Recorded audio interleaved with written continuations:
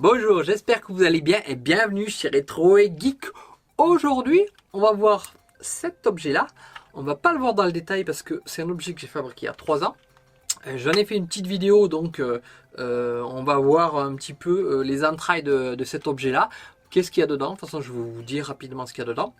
Et surtout, cette vidéo sert aussi de bilan de l'année 2019. On va parler un petit peu des chiffres, de l'évolution de la chaîne. Et surtout, j'ai besoin de vous. J'ai créé un formulaire avec quelques questions pour un petit peu connaître vos attentes. Pourquoi vous venez sur ma chaîne et sur mon blog aussi. Et donc, j'ai envie de connaître un petit peu vos attentes. Même si j'ai pas mal de tutos, j'ai pas mal de choses à explorer. C'est aussi bien de connaître aussi vos attentes sur la chaîne. Donc j'ai créé un petit formulaire qui est accessible en description de la chaîne YouTube et aussi en lien avec la vidéo en fiche. On va commencer par un petit bilan de l'année 2019. À l'heure où je tourne cette vidéo, je suis à 2699 abonnés. Merci à vous parce que c'est quelque chose qui est pour moi important. Je vois que une communauté quand même qui est assez... c'est pas évident de sortir dans l'électronique, etc., le bricolage. Ça prend son temps, mais la chaîne prend de plus en plus d'abonnés et ça, je vous remercie parce que vous êtes de plus en plus nombreux à me suivre. Je le vois au niveau des chiffres, donc c'est cool. Et malgré tout, cette année, je n'ai fait que 6 vidéos. Alors dans les 6 vidéos, il y a des trucs qui m'ont pris du temps. Et puis bon, ce qui s'est passé aussi, c'est que j'ai attaqué un nouveau travail, donc voilà, ça a pris du temps pour pouvoir se relancer, etc. Donc voilà, il y a eu 6 vidéos, mais pas 6 vidéos, il y a des 6 vidéos, mais il y a de la qualité, il y a des vidéos, je suis super content dessus en fait. J'ai beaucoup travaillé, celle sur les Rotary encodeurs, j'ai mis le temps en fait pour bien la conceptualiser, pour que un maximum de personnes puissent comprendre le fonctionnement. Et là, cette vidéo, j'en suis super content parce que voilà, ça demande pas mal d'énergie pour essayer de trouver la meilleure manière d'expliquer simplement quelque chose qui peut paraître complexe alors que ça ne l'est pas. Il y a aussi une vidéo live en 2019, c'est quelque chose que je vais continuer à faire en 2020. Le début d'année 2020 va être un petit peu compliqué pour faire des lives parce qu'il y a quelque chose qui se prépare. Voilà, j'achète un appartement dans lequel je vais pouvoir créer mon espace aussi pour travailler. Donc, pas mal de temps à consacrer à cet appartement que je rénove entièrement. Et cette rénovation va entraîner bien sûr des vidéos de bricolage. La vidéo sur la fontaine de jardin a pas mal marché. Voilà. Le bricolage ça a aussi son petit impact sur les vidéos. Et puis moi j'adore bricoler en fait. Quand il y a quelque chose que je ne trouve pas, je le fabrique. Donc c'est parfait pour moi. Un appartement c'est l'occasion idéale de créer des tutos. Alors ça va pas être des tutos sur je mets du plâtre sur le mur, etc. C'est pas mon domaine du tout. Je vais le faire mais dans mon appartement. Mais c'est pas ça que ce sera pas le contenu des vidéos. C'est plutôt sur peut-être des manières de décorer une zone de travail, enfin une pièce, comment préparer l'électricité pour inclure certaines choses.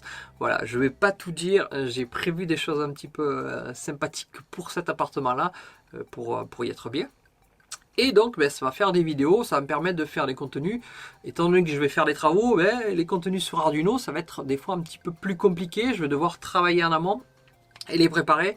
Donc voilà, ça va faire beaucoup de choses en même temps sur ce début d'année.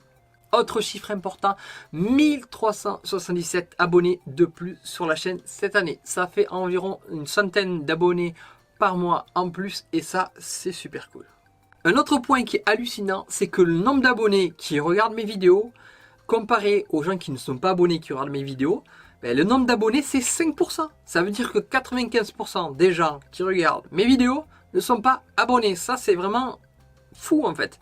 Les gens ne sont pas abonnés à ma chaîne parce qu'il n'y a peut-être pas assez de contenu ou viennent juste voir si ça les intéresse. Mais c'est pour moi monstrueux, c'est que voilà, il n'y a que 5% en gros qui viennent, qui sont abonnés, qui regardent mes vidéos quoi. Et les restes, les gens passent et regardent mes vidéos mais ne s'abonnent pas. Bon, c'est peut-être quelque chose un point à retravailler, de pousser les gens à s'abonner dès le début. Parce que le chiffre est énorme. Je serais curieux de savoir si les autres youtubeurs ont le même nombre d'abonnés qui vont regarder les vidéos, qui ne sont pas abonnés ou abonnés. Voilà, je serais curieux de savoir le nombre de vues, quel est le pourcentage.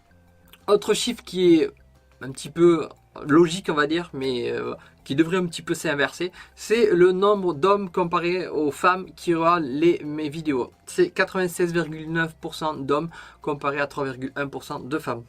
Donc, il y en a de plus en plus de filles qui font du do-it-yourself, etc., qui fabriquent des projets. Donc, ça, c'est cool. Mais voilà, il faut le temps que ça prenne. Voilà, j'espère que 2020, il y en aura un peu plus. Lancez-vous les filles parce qu'il y a de quoi faire. Il y a de quoi faire des projets sympathiques. Et même si des projets ont déjà été faits par d'autres personnes, ce n'est pas une raison pour ne pas le faire à sa manière. Parce que chacun a sa manière de faire tel type de projet. Même s'il a déjà été créé quelque part. C'est pas grave, l'important c'est votre vision de la chose pour faire tel ou tel projet. L'âge des spectateurs. La plupart d'entre vous entre 18 et 24 ans, ce qui représente 45,9% des personnes qui regardent. Après 27,2% des 25-34 ans, 18,2% des 35-44 ans. Et après, ça réduit petit à petit, 45-54, 7,2% et 55-64, 1,5%. Et puis le reste, il n'y a pas de données. C'est peut-être parce que... voilà, on n'a pas le droit de s'inscrire avant un certain âge, peut-être sur YouTube, etc. Ou ils n'ont pas le droit. Enfin, bon, il doit y avoir quelque chose, mais bon. La situation géographique, la plupart des gens regardent de France, 66,8%. Ensuite, le Maroc, la Tunisie, la Belgique, l'Algérie, le Canada, le Cameroun, la Suisse, etc. Voilà, ça représente les pays qui parlent francophone en fait. Même si mes chiffres de mon blog, j'ai de plus en plus de personnes, des Anglais en fait, je le vois au niveau du navigateur. Je sais qu'il y a pas mal d'Anglais qui viennent aussi voir le blog. Le top de mes vidéos le plus vu en 2019, c'est l'application avec App Inventor, parce que là, je pense que vous êtes nombreux à avoir des projets en électronique avec App Inventor, voilà, pour vos études. Donc ça se remarque de suite. Donc avec 23 000 vues, ce qui est énorme. C'est des vidéos qui me surprennent en fait. Je pensais pas que voilà, ça allait autant cartonner. C'est une vidéo que j'ai sortie il y a un petit moment maintenant. Ensuite, on a créé un programme en Python sur Raspberry Pi, la 14 570. C'est un très beau chiffre. La fontaine de jardin, l'énorme fontaine de jardin qui dort dans le garage. Voilà. Dort dans un garage parce que j'habite dans un appartement. Je peux pas mettre une fontaine de jardin dans un appartement comme ça.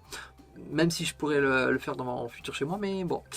Et ensuite vient le moteur Papa. C'est pour moi un des tutos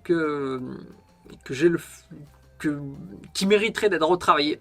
Ensuite, on a le caisson pour l'imprimante 3D. Et après, en gros, la console Recalbox, etc. Mais voilà, dans le top 5, on voit qu'il y a beaucoup de gens qui s'intéressent à App Inventor. Mais là, je pense que c'est par rapport au niveau des études.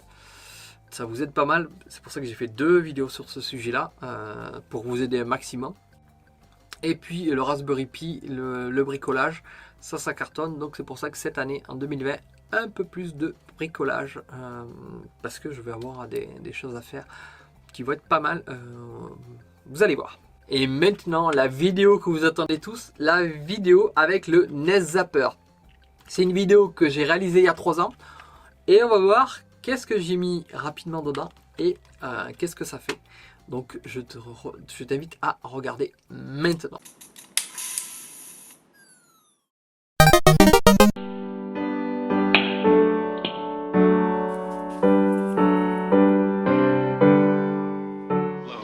Will you be the one to raise the incredibly accurate zapper and play games like Duck Hunt? Will you be the one to experience the Nintendo Entertainment System? Comes with ROM.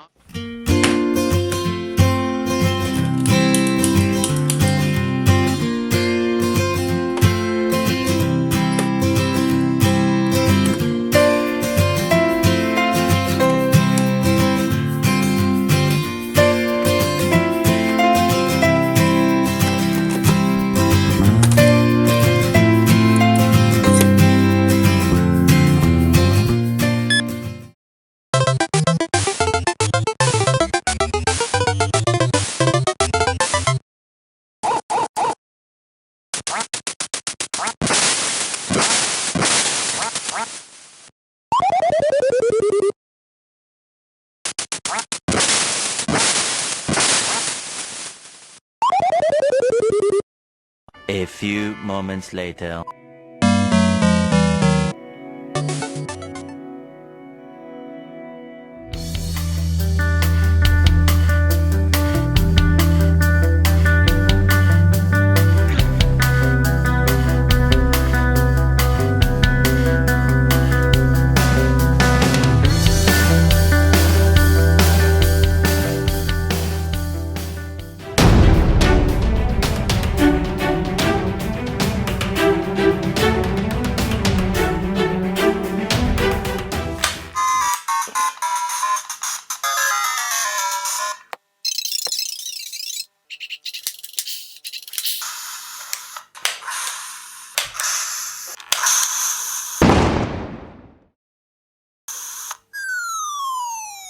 Et maintenant, on passe dans le noir pour voir le fonctionnement du NES Zapper, voilà, en live.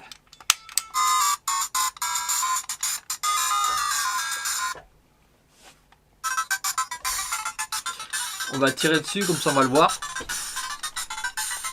On va tirer sur le fond.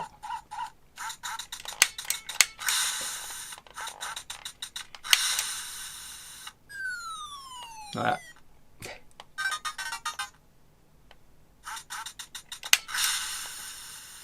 Voilà.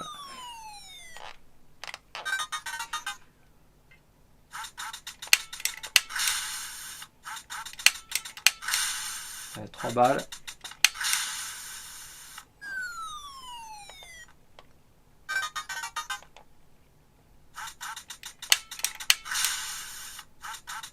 Et là on le rate entièrement pour faire.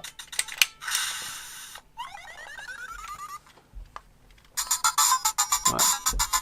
Fin du jeu. Alors ce n'est pas un simulateur de jeu, c'est juste ça reproduit les séquences de son du jeu pour, voilà, pour avoir un pistolet qui fait le même bruit que le NES Zapper sur la Nintendo NES. Et maintenant on va voir rapidement, je t'ai donné les composants qu'il y a dedans pour pouvoir reproduire des systèmes similaires. Après voilà, refaire la même chose, ce serait un peu copier ce que j'ai fait, mais moi ce que je préférais c'est que vous fassiez ce que vous voulez avec un autre objet pour que ce soit vous, ce soit votre création qui sorte du lot en fait. Recopier, faire la même chose que j'ai fait, tout le monde peut le faire. Mais je suis sûr qu'il y a des trucs marrants à faire avec d'autres objets sur lesquels on ne s'imagine pas. Et rajouter un système de son, voilà. Surtout que c'est pratique, c'est facile à faire. Voilà, c'est un composant qui est vraiment pratique. Ah, on retrouve la lumière. Alors, à l'intérieur de ce NES Zapper, qu'est-ce qu'on a? On a un Arduino Nano qui est tout petit comme ceci. On a un JQ 6500. Alors le JQ 6500 c'est un module dans lequel on peut envoyer du MP3. Il faut le convertir, etc. Et sur lequel on a des broches sur lesquelles on peut commander des sons si on envoie sur le pin 1, etc. Donc c'est vraiment pratique si on veut faire un objet qui envoie juste un son et on n'a pas besoin d'autre chose. Là l'Arduino, lui, il est là pour donner quel son on doit séquencer, on doit envoyer. Mais sinon, si on n'a que le module JQ 6500, on peut envoyer du son juste avec un fil. Paf, on alimente un fil, une broche, et on a le son associé à cette broche. Donc c'est vraiment pas mal, c'est un petit module pas trop cher. On a aussi une petite batterie 16340 à l'intérieur. Un convertisseur, un power booster exactement, qui transforme le 3,7 volts en 5 volts pour l'Arduino, le 3,5 volts, le 3,7 volts plutôt de la batterie. Elle va alimenter aussi le module LED que j'ai récupéré d'une petite lampe torche que j'avais acheté exprès parce qu'il y avait une optique pour pouvoir envoyer le signal, etc. Pour pouvoir envoyer le canard. Le canard est imprimé un tout petit sur un plastique et on a un transistor TIP 120 pour envoyer, pour pouvoir autoriser la lumière à s'allumer au moment où on touche le canard. Voilà, donc il n'y a vraiment pas grand chose à l'intérieur. Et voilà, cette vidéo est terminée. On a fait un petit tour rapide de 2019, puis on a vu le NES Zapper, un petit peu comment il fonctionnait. Et on a vu cette vidéo aussi que j'ai produite il y a 3 ans pour cet objet-là. Je t'invite, si ce n'est pas fait, à remplir le formulaire qui va m'aider grandement pour savoir quel type de tuto vous attendez. Voilà, je vous demande un petit peu votre avis sur des orientations, même si j'ai énormément d'idées, si j'ai pas mal de tutos, que je me dis, ah, ça serait pas mal de voir ça, Si et voilà, je vois qu'il y a pas mal de monde qui s'intéresse à tel ou tel sujet, eh ben, je vais faire quelque chose qui va être associé pour vous aider dans vos projets, pour vous faciliter la tâche. C'est le but des tutos Arduino de la plupart, c'est d'essayer de vous donner des billes pour commencer ou une base pour pouvoir après l'exploiter et l'utiliser pour vos projets. Si tu auras cette vidéo et que tu n'es pas abonné, je t'invite à t'abonner parce que vous êtes nombreux à suivre les vidéos mais vous n'êtes pas abonné, et